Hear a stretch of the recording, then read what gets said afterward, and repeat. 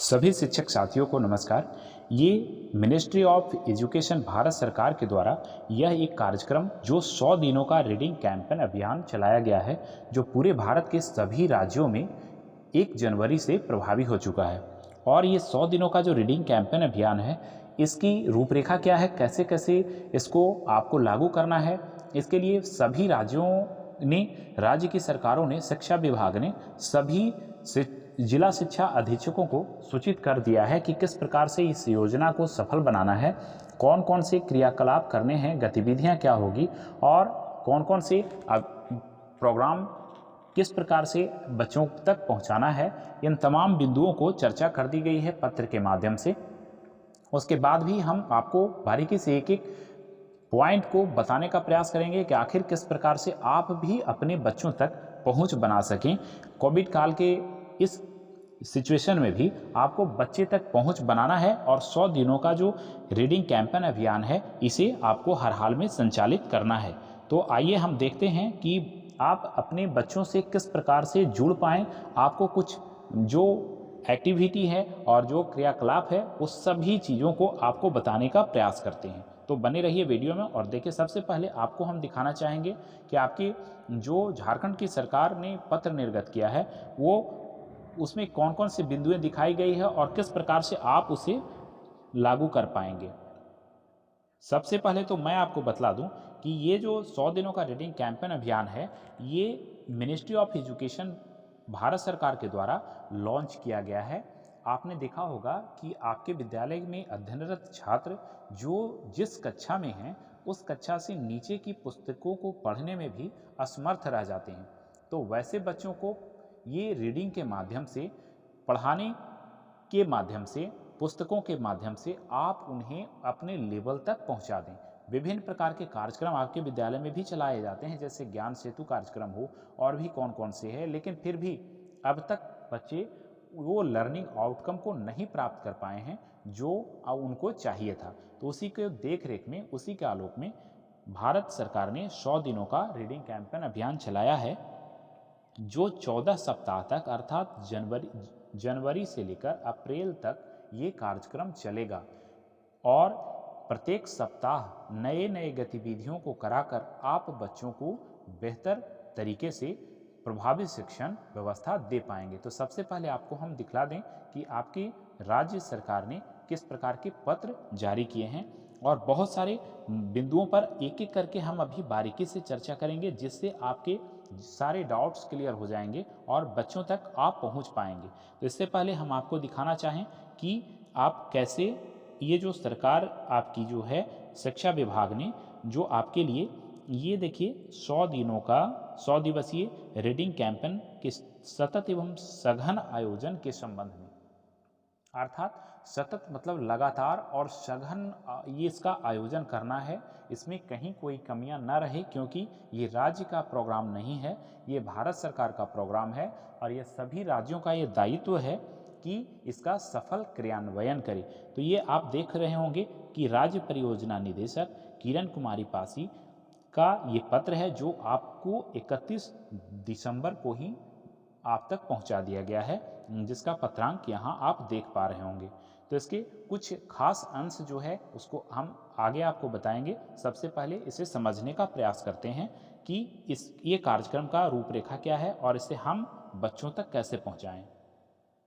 तो आइए यहाँ हम देखते हैं। सबसे पहले हमने आपको बताया कि ये भारत सरकार का कार्यक्रम है, राज्य सरकार और हम सभी शिक्षकों का ये दायित्व है कि इसे अपने राज्य को बेहतर से बेहतर बनाकर भारत सरकार में अपने जो राज्य की स्थिति है उसे बेहतर बना सकें।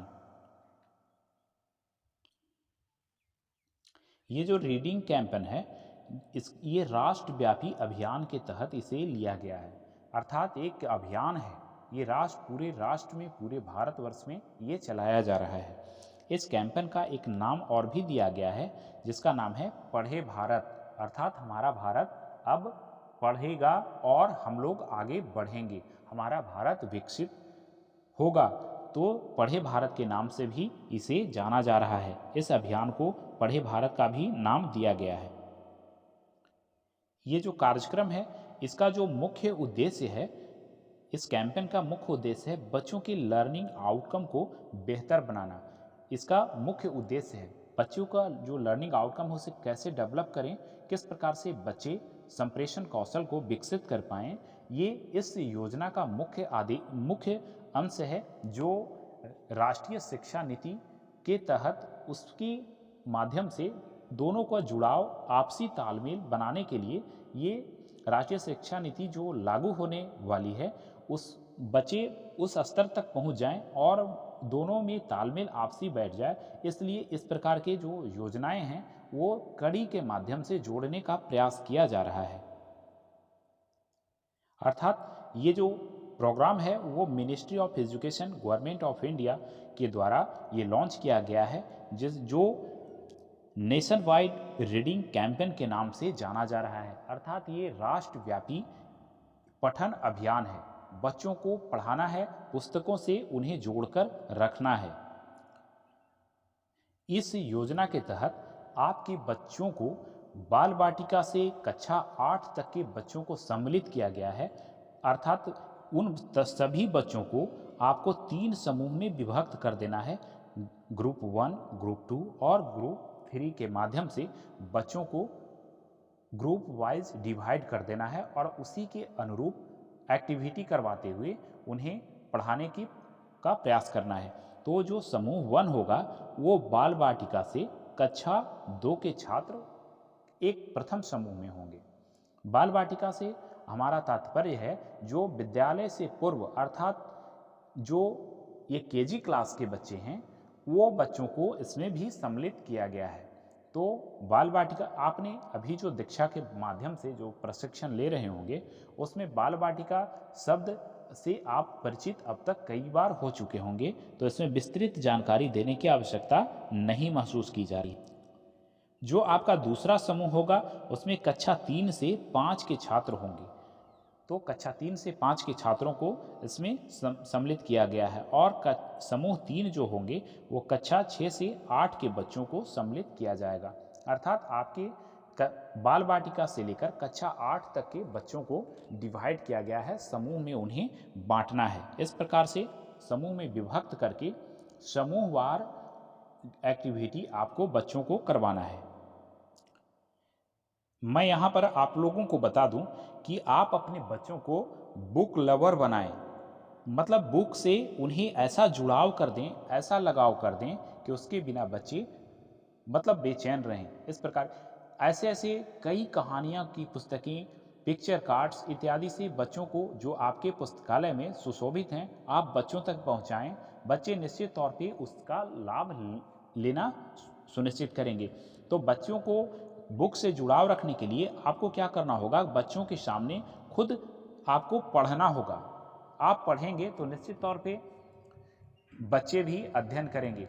आपको ये जो एक्टिविटी है इसको समझाना है विद्यालय के सभी छात्रों के अभिभावकों को कि आप कोशिश करें बच्चों के साथ बुक रखें और खुद पढ़ेंगे, खुद देखेंगे तो बच्चे भी आपका अनुकरण करेंगे। उसके बाद फिर किताबों पर चर्चा करनी है। उसके बाद क्या है, उपहार में बच्चों को पुस्तक ही भेंट करें। आज आपने देखा होगा कि बहुत सारे ऐसे अवसर आते हैं जैसे बच्चों का बर्थडे है और भी कितने समारोह हैं, विद्यालय में भी कई प्रकार की योजनाएं चलाई जाती है, उसमें बच्चों को पुरस्कृत किया जाता है। तो उसमें बच्चों को उपहार स्वरूप पुस्तक ही भेंट करें जिससे बच्चों को लगे कि आखिर पुस्तक है क्या जो हमें बार बार भेंट किया जाता है। उस पुस्तक के कुछ अंश भी अगर आपके बच्चे ग्रहण कर लेते हैं तो आप कहीं ना कहीं सफल हो रहे हैं। बच्चों को कहानियों की पुस्तकें पढ़ाएं, अर्थात कहानी पढ़ाएं, कविता पढ़ाएं, जो भी हो पठन कौशल को बढ़ाएं। आपके बच्चों का जो पठन कौशल है, ऐसी जो बातें सामने उभर कर आती है, कई प्रकार से जो अनुश्रवण करवाए जाते हैं, सर्वेक्षण करवाए जाते हैं, ऐसा देखा जाता है कि विद्यालय के छात्र पुस्तक भी नहीं पढ़ पाते। जो 5वीं कक्षा के छात्र हैं, 6ठी कक्षा के हैं, 7वीं कक्षा के छात्र हैं, वो भी पुस्तक का अध्ययन नहीं कर पाते हैं। उसी के देखते हुए इस प्रकार की योजना लाया गया है। तो आपको करना क्या है, इस योजना में बच्चों को कहानी पढ़वाएं, कविता पढ़वाएं, जितना अधिक से अधिक है उन्हें बेहतर तरीके से पढ़ने के लिए उन्हें सुनिश्चित करें और उनके संप्रेषण को विकसित करने का प्रयास करना होगा। हम सभी शिक्षकों का ये दायित्व है। बहुत सारे अभिभावकों को आपने देखा होगा कुछ इस प्रकार के एक्टिविटी करते हुए, लेकिन आप उन्हें समझाने का प्रयास करें जिससे कि बच्चों के मानसिक विकास अवरुद्ध न हो, क्योंकि इस प्रकार के क्रियाकलाप के कारण बच्चे किसी भी हाल में नहीं पढ़ पाते। बच्चे निश्चित तौर पे सौहार्द वातावरण और हंसी खुशी में ही वो पढ़ना सीख जाते हैं। इस प्रकार में उनकी मानसिक विकृति पैदा हो जाती है, मानसिकता उनका अलग दिशा में भटक जाता है और वो पढ़ाई को छोड़कर कहीं और उनका ध्यान निर्देशित हो जाता है, केंद्रित हो जाता है। अर्थात उन्हें लगता है कि पुस्तक जो है बहुत ही बेकार चीज़ है, मैं इसमें कभी भी नहीं पढ़ पाऊंगा, इसे कभी भी अध्ययन नहीं कर पाऊंगा। तो आप शिक्षक होने के नाते बच्चों को मार्गदर्शित भी करें ताकि इस प्रकार के क्रियाकलाप न हो।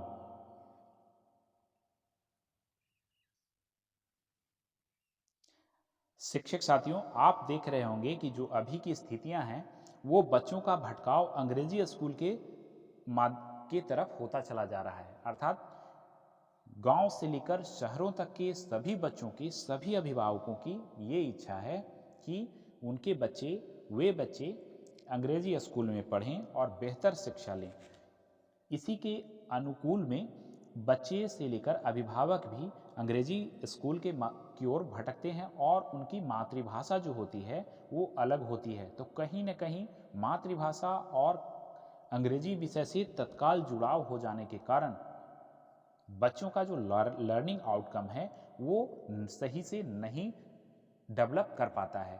तो आप अपने गांव में ही बच्चों को ऐसा प्रेरित करें, अभिभावकों को प्रेरित करें कि आपका विद्यालय ही अंग्रेजी का विद्यालय है, हिंदी का विद्यालय है, आपके मातृभाषा का विद्यालय है और वास्तविकता ये है कि आपसे बेहतर शिक्षा और दूसरा कोई दे नहीं सकता। इस प्रकार की गतिविधि करके बच्चों को विद्यालय से जोड़ने का प्रयास करना है और बच्चे का लर्निंग आउटकम को इम्प्रूव करना भी है। अभी जो बीच में सिचुएशन चल रहा है वो जो कोविड काल का जो अभी स्थितियां हैं उसमें आपको कुछ इस प्रकार के वातावरण और इस प्रकार के जगह को ढूंढना है या फिर ऑनलाइन कक्षा के माध्यम से बच्चों तक पहुंचने का प्रयास करना है, क्योंकि ये भारत सरकार का कार्यक्रम है और राज्य की आप कर्मचारी हैं तो निश्चित तौर पे आपको राज्य को सहयोग करते हुए भारत सरकार तक इस योजना को सफल बनाने का प्रयास करना ही करना है। आप ऑफलाइन मोड में क्लास लें, ऑनलाइन मोड में लें, लेकिन आपको रीडिंग कैंपेन को सफल बनाना हर हाल में है। बच्चों को इस प्रकार से एकदम ऐसा सुनिश्चित करना है, प्रयास करना है, कोशिश करना है कि ताकि बच्चे पुस्तक से जुड़ जाएं। कुछ इस प्रकार के बच्चों को आप गतिविधियां दें, बच्चों को कुछ बनाने के लिए कहें, ड्राइंग में हमेशा वो रुचि लेते हैं, तो इस प्रकार से कुछ दिनों तक जुड़ते रहेंगे तो निश्चित तौर पे पुस्तकों से उनका भटकाव नहीं होगा। बच्चों से इस प्रकार की भी गतिविधियां आप करवा सकते हैं। बच्चों को कह सकते हैं कि आखिर हमारा टाइम टेबल क्या होगा, हम किस प्रकार से ये अपने विद्यालय में पढ़ें, किन किन समय में किन किन दिनों को क्या क्या करवाया जाए, आप इसमें भरिए। बच्चों को इस प्रकार से अगर प्रेरित करेंगे तो बच्चे कहीं न कहीं आपके निर्देशन में बेहतर शिक्षा प्राप्त कर पाएंगे। तो ये इस प्रकार से ये जो कैंपेन है आप इसे निश्चित तौर पे प्रभावी बना सकते हैं। अब आइए संक्षेप में आपको जो पत्र निर्गत किया गया है उसका कुछ मुख्य अंश को भी आपको पढ़कर बतला दें। तो यहाँ से हम देखते हैं यह अभियान 100 दिनों का अर्थात 14 सप्ताह का है। इस अभियान को कक्षा के अनुरूप 3 समूह में विभक्त कर देना है। प्रत्येक समूह में विद्यालय पूर्व शिक्षा से लेकर, जैसा कि हमने बताया, बाल वाटिका से लेकर कक्षा 8 तक के बच्चों को 3 समूहों में बांट देना है और गतिविधियाँ करवाना है।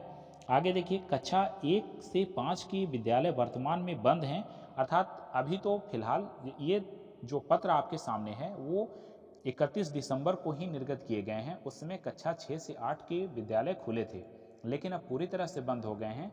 तो आपको टोला क्लास या फिर ऑनलाइन क्लास के माध्यम से बच्चों तक पहुंच बनाना है। इस अभियान का मुख्य उद्देश्य विद्यार्थियों में पठन की स्वस्थ आदतों का विकास करना है, अर्थात पढ़ने की क्षमता जो है उसको विकसित करने का उद्देश्य है। तो इसी प्रकार से ये जो आगे देखिए, ऑनलाइन उपलब्ध कहानियों के संग्रह इत्यादि का भी उपयोग किया जा सकता है। राज्य ये जन जागरूकता अभियान हेतु प्रेस संवाद, सोशल मीडिया, इसमें आपको कहीं न कहीं उसी के माध्यम से जुड़कर प्रयास करना है। आगे देखिए, स्वयंसेवी संगठनों के माध्यम से, शिक्षकों के माध्यम से, तो शिक्षक तो यहाँ हैं ही और शिक्षकों के माध्यम से ही इस प्रकार से ये कार्यक्रम जो है सफल बन पाएगा। अब यहाँ एक बात आती है कि आपको करना क्या है कि आपको कुछ जो वीडियो हैं या फोटोज़ हैं कुछ न कुछ कलेक्ट करना है अपने बच्चों से और उसे राज्य परियोजना के पास भेजना है, पोर्टल पे अपलोड करना है या फिर भेजना है। वो आपके जो राज्य हैं वो केंद्र सरकार को भेजेंगे। तो इस प्रकार से कुछ न कुछ फोटो को भी, वीडियोज़ को भी कलेक्ट करना है, जिससे आपके द्वारा कराए गए सारी एक्टिविटी भारत सरकार तक पहुंच पाए। तो शिक्षक साथियों, आशा करते हैं कि ये वीडियो में आपको सभी बिंदुओं की जानकारी हो गई होगी। उसके बाद भी अगर कुछ आपके मन में सवाल रह रहे होंगे तो हमें कमेंट करें, निश्चित तौर पे हम आपसे जुड़ने का प्रयास करेंगे। मिलते हैं अगले